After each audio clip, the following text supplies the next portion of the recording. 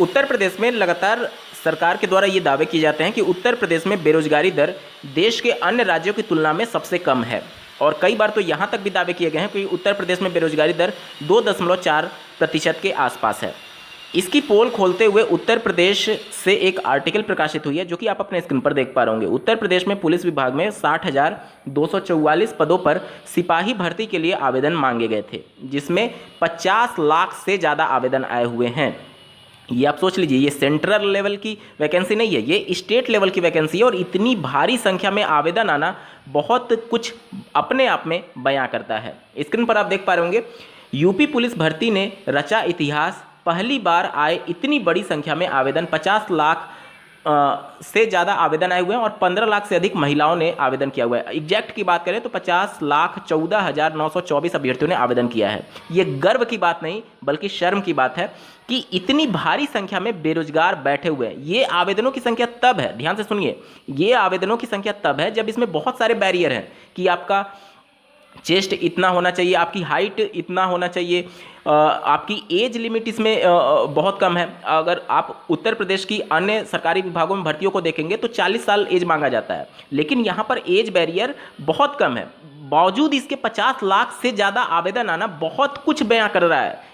अब आप इसी से अंदाज़ा लगा सकते हैं कि भारत में कितनी बड़ी बेरोजगारों की फौज बैठी हुई है।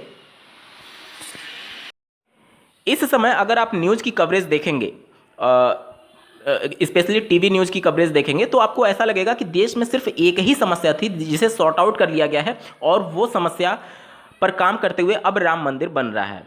यहाँ पर मैं बता दूं कि राम मंदिर बनना देश की सभी समस्याओं का हल नहीं है, बल्कि राम मंदिर के नाम पर कैसे आपको एक्चुअल समस्याओं से दूर किया जा रहा है, ये आपको समझना जरूरी है। आप स्क्रीन पर एक आर्टिकल देख पा रहे होंगे, सरकार का कर्ज जीडीपी के बराबर हो चुका है। आप समझ सकते हैं कितनी भयावह स्थिति है ये। श्रीलंका का जो हाल हुआ वो किसी से छुपा नहीं है। मतलब कि जितना जीडीपी है उतने बराबर कर्ज ले लिया है। आप ऐसे समझिए, अगर आपकी सैलरी मान लीजिए 10,000 है तो आप 10,000 ऑलरेडी कर्जा लिए हुए हैं, तो आप वो कर्जा चुकाएंगे कब? क्योंकि अगली बार जब आप 10,000 महीना खत्म होने के बाद से जब सैलरी पाएंगे तो वो फिर से आपको कर्जा देना होगा। मतलब कि देश में आर्थिक स्थिति एक तरीके से बहुत कमजोर स्थिति से गुजर रही है, और इन सभी चीज़ों को मीडिया को कवरेज करना चाहिए। और मीडिया में सिर्फ और सिर्फ एक चीज़ें छाई हुई हैं, वो है राम मंदिर।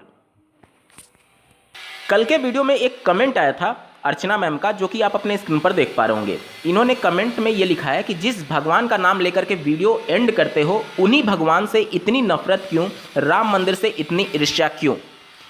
यहाँ पर आपको माइंडसेट को समझना होगा कि किस प्रकार से आपके दिमाग में इस प्रकार से गंदगी भर दी गई है पॉलिटिक्स की वजह से, कि आप एक्चुअल चीज़ को देख ही नहीं पा रहे हैं। आप एक्चुअल समस्या को आप आंखों के सामने होने के बावजूद भी आप नहीं देख पा रहे हैं। यहाँ पर किसी को भी, क्या किसी व्यक्ति विशेष को भगवान से कोई ईर्ष्या हो सकती है? क्या किसी को किसी के धर्म से कोई प्रॉब्लम हो सकती है? कभी नहीं हो सकती है। लेकिन भगवान और धर्म को हर समस्याओं के आगे ला करके खड़े कर देना, ये उन समस्याओं से भागने की वजह बन सकता है। आप इसको ऐसे समझिए, अगर आप किसी पढ़े लिखे बंदे से पूछेंगे कि आप धर्म और संविधान में से किसे चुनेंगे, पढ़ा लिखा बंदा आपको हमेशा संविधान को पहले मानेगा। क्यों? क्योंकि वही संविधान आपको अधिकार देता है कि आप अपनी धर्म को स्वतंत्रता पूर्वक एक्सेप्ट कर सकते हैं या फिर आप अपने धर्म को फॉलो कर सकते हैं। अगर वो संविधान नहीं होता तो शायद आपको स्वतंत्रता भी नहीं होती कि आप पर्टिकुलर कोई धर्म मान सकते हैं। इसी प्रकार से आज से कई सालों पहले कबीरदास जी ने एक दोहा लिखा था, गुरु गोविंद दोऊ खड़े काके लागो पाए, बलिहारी गुरु आपने गोविंद दियो बताए। यानी कि उन्होंने ये बताया कि अगर हमारे सामने भगवान और गुरु दोनों एक साथ खड़े हो तो सबसे पहले मैं गुरु को प्रणाम करूंगा, भगवान को बाद में प्रणाम करूंगा। इसका वजह उन्होंने ये बताया कि गुरु ही हैं जिन्होंने मुझे भगवान से परिचित कराया। अब आप खुद देखिए कि भगवान और धर्म अपनी मान्यताओं के हिसाब से एक सम्मानजनक और विश्वास का प्रतीक है, और प्रत्येक समस्याओं के लिए भगवान को आगे करना या फिर श्री राम मंदिर हर समस्या का हल नहीं हो सकता है। आप अभी बहुत दूर की बात नहीं है, 2-3 साल पहले जब कोविड चल रहा था, पूरे देश में हाहाकार मचा हुआ था, तो क्या कोई बंदा मरीज को लेकर के किसी मंदिर में जा रहा था? नहीं, बल्कि वो हॉस्पिटल में भाग रहे थे। तो भगवान और मंदिर और धर्म ये आस्था का विषय होता है, ये सभी समस्याओं का हल नहीं होता है। जब भी देश में समस्याएं बढ़ जाती हैं तो ये पॉलिटिकल इशू बनाया जाता है और धर्म को आगे किया जाता है, क्योंकि धर्म के हिसाब से सभी लोग भावुक हो जाते हैं। आपको ये समझना होगा कि धर्म और भगवान सभी समस्याओं का हल नहीं है।